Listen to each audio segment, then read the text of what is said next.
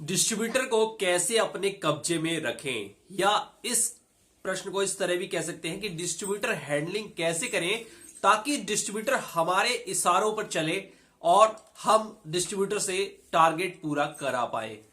चलिए दोस्तों, बात करते हैं इसको एक्सपीरियंस के आधार पर कि किस तरह से डिस्ट्रीब्यूटर को मैनेज किया जाता है, हैंडल किया जाता है। बहुत सारी कंपनी में मैंने काम किया है, बहुत पोजीशन पे काम किया है और वहां पर काफी सारे कई कंपनी में बहुत सारे डिस्ट्रीब्यूटर भी हैंडल किए हैं।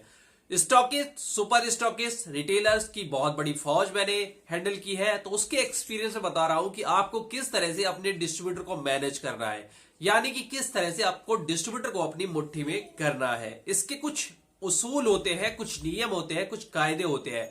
वो अगर पालन नहीं करेंगे, उसको लागू नहीं करेंगे अपने जीवन में, तो ये चीजें बिल्कुल इम्पॉसिबल हो जाएंगी और डिस्ट्रीब्यूटर आपको मुट्ठी में कर लेगा या आपको नचाएगा। तो चलिए दोस्तों, वीडियो को स्टार्ट। देखो, सबसे पहली बात मैं बताना चाहता हूं, पॉइंट नंबर 1 है, ये है कि ताली एक हाथ से नहीं बजती, दोनों हाथ से बजती है। एक हाथ से ज्यादा तेज बजा सकते हो, एक को थोड़ा कम कर सकते हो, लेकिन ताली बजाने के लिए दोनों हाथों की जरूरत होती है।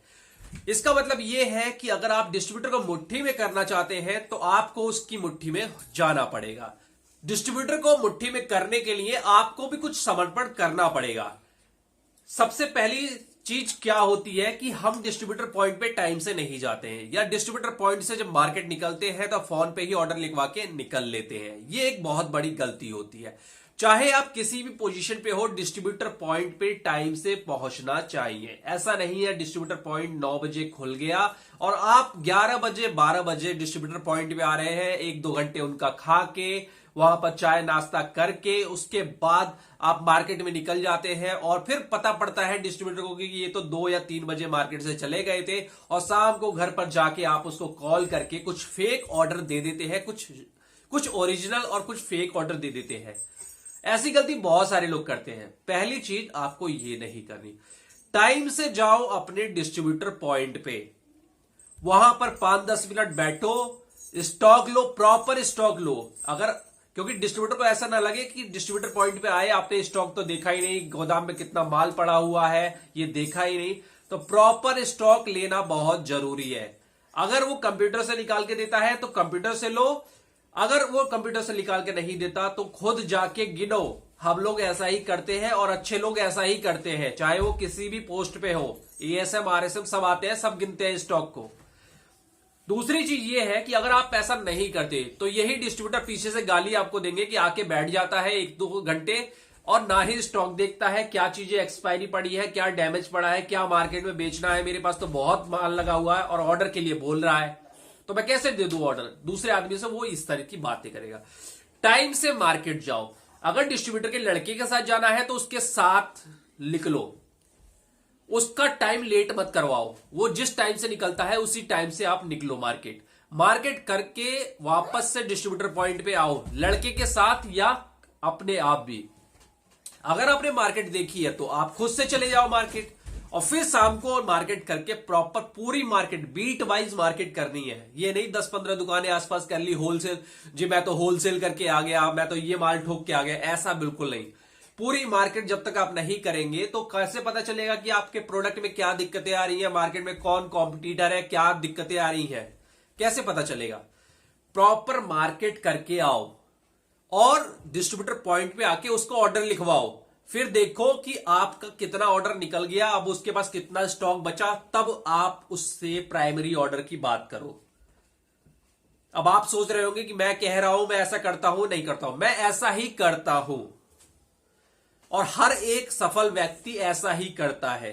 अगर वो नहीं करता तो बहुत दिनों तक वो केवल एक पोस्ट पर ही रहेगा, उसको अपनी उसी पोस्ट पर जिंदगी काटनी है, तो वो ही ऐसा करता है। आगे बढ़ना है तो ये चीजें करके चलो। टाइम से आओगे, टाइम से जाओगे, ऑर्डर दोगे तो प्राइमरी ऑर्डर आपको मिलेगा, यानी कि डिस्ट्रीब्यूटर मुट्ठी में। डिस्ट्रीब्यूटर मुट्ठी में होने का मतलब क्या है? आपके घर का काम आके करेगा? नहीं, आपका टाइम से ऑर्डर लगाएगा। जब आपका टाइम से ऑर्डर लगाएगा तो डिस्ट्रीब्यूटर का टारगेट पूरा होगा, डिस्ट्रीब्यूटर का टारगेट पूरा होगा तो आपका टारगेट पूरा होगा, कंपनी से आपको शाबाशी मिलेगी और डिस्ट्रीब्यूटर को भी माल बिकने पर उसको परसेंटेज मिलेगी, उसको फायदा होगा, डिस्ट्रीब्यूटर भी खुश, आप भी खुश। इसलिए आप समर्पण करिए मेहनत करने का, टाइम से जाने का, उसका ऑर्डर निकलवाने का। जिस दुकान से उसे ऑर्डर नहीं मिल रहा है वो कहीं और से लेके आ रहा है, कहीं होलसेल है, कहीं कटिंग का माल लेके, उसको जाके कन्वर्ट कीजिए। डिस्ट्रीब्यूटर की हेल्प करनी है आपको, डिस्ट्रीब्यूटर के ऊपर बोझ नहीं बनना। फिर देखिए डिस्ट्रीब्यूटर आपकी मुट्ठी में रहेगा, जब कहेंगे जब ऑर्डर लगा देगा आपका, क्योंकि उसे पता है कि ये आदमी मुझे धोखा नहीं देगा, ये आदमी मेरी हेल्प करने के लिए आया है, मेरी सेल बढ़ाने के लिए आया है। डिस्ट्रीब्यूटर तो चाहता ही है कि 5 लाख का मैं महीने में माल बेचता हूं, मैं 20 लाख का बेचूं। उसको तो जितना बेचेगा उतना फायदा है, पर उसके पास सीमित लोग होते हैं, सीमित इंफ्रास्ट्रक्चर होता है, इसीलिए कंपनी सेल्स वालों को उनकी हेल्प करने के लिए बोलती है। तो आपको उनकी हेल्प करनी है, उसके ऊपर बोझ नहीं बनना। तो इस तरह से डिस्ट्रीब्यूटर हैंडल में होता है, वरना गलत तरीके से कुछ दिन डिस्ट्रीब्यूटर को धोखे में रखेंगे तो 1-1.5 साल वो गलत हैंडल हो जाएगा, लेकिन बाद में जब उसको हकीकत पता चलेगी वो आपको गाली देगा और मार्केट में 10 लोगों को बताएगा और आपकी आदत भी खराब हो जाएगी, फिर आप दूसरा एक मुर्गा तलाशोगे। ऐसा बिल्कुल नहीं करना। कंपनी आपको डीए भी देती है, ट्रैवलिंग अलाउंस भी देती है, मोबाइल फोन, ये सारी खर्चे देती है, ऊपर से सैलरी भी देती है। फिर आपको 9 बजे से लेके 5 बजे तक काम करने से कौन रोकता है?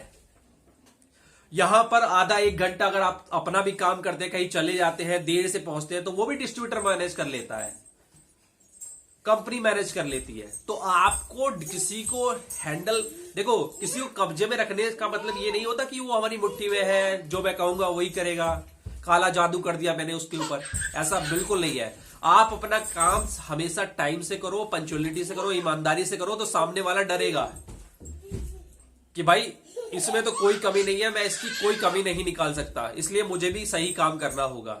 इस तरह से डिस्ट्रीब्यूटर हैंडलिंग होता है, इसी तरह से मैनेज होती है मार्केट। डिस्ट्रीब्यूटर मैनेजमेंट यही होता है। तो उम्मीद है आपको वीडियो अच्छी लगी है। वीडियो अच्छी लगी है तो शेयर कीजिए, कोई भी कमेंट हो कमेंट कर दीजिए, मैं रिप्लाई सभी को करता हूं, जवाब सभी को देता हूं, जिससे आपकी भी हेल्प होती है और मेरी भी हेल्प होती है।